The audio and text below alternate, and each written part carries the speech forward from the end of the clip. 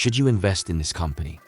In order to properly analyze its merits, we have to compare its business with its main competitor, along with the S&P 500. Which is a better investment? Let's look at growth. Which stock has the highest projected earnings growth for the next 5 years? On the right, you'll see a point system in order to easily reference how each has done. For the S&P 500, I'm taking the average of its 10 largest components. We treat any not applicable numbers as the worst possible outcome. Let's look at P/E ratio. Which stock has the least amount of speculation with a lower P/E ratio? Speculation naturally overvalues a company as it's an easy way to measure hype with a high price to earnings. The further to the left you see the graph, the less hyped the stock. Let's then look at the 200-day simple moving average. Which stock is trading lower than its SMA 200 the most? More points are given to the lower SMA 200 stock.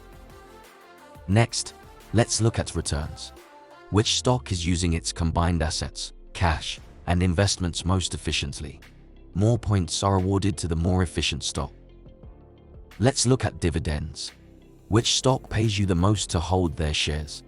It's important to note that a real long-term investment means getting paid to own instead of just selling the stock for a profit. Sixth, we look at the short float. Which stock are investors and traders most bearish in? We prefer a stock that's least shorted. The most points are given to the least shorted stock. For the profit margins, what you see here is the stock that generates the most profits from its business. We want to figure out which stock is in the best type of business that generates a lot of cash and can keep a lot of that cash after all expenses have been paid. Then, let's look at analyst recommendations. Which stock do Wall Street analysts favor the most? More points are awarded to the lower recommendation number. So after going through all our business metrics, what you see here is the total score for all 3 stocks. The higher the score, the better the business of the 3.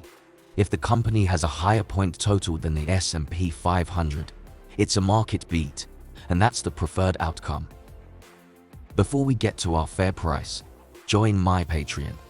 You'll get access to every company I've analyzed. It's updated all the time. Go to patreon.com/GrowthShares or click on the link in the description. Here's the current stock price, along with the company's fair price, so we can figure things out quickly.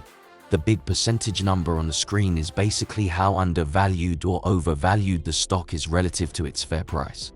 The more positive the percentage, the more undervalued the stock is right now.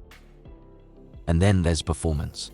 Sometimes you just want to know if the stock has performed well enough versus its industry and the S&P 500 during multiple periods.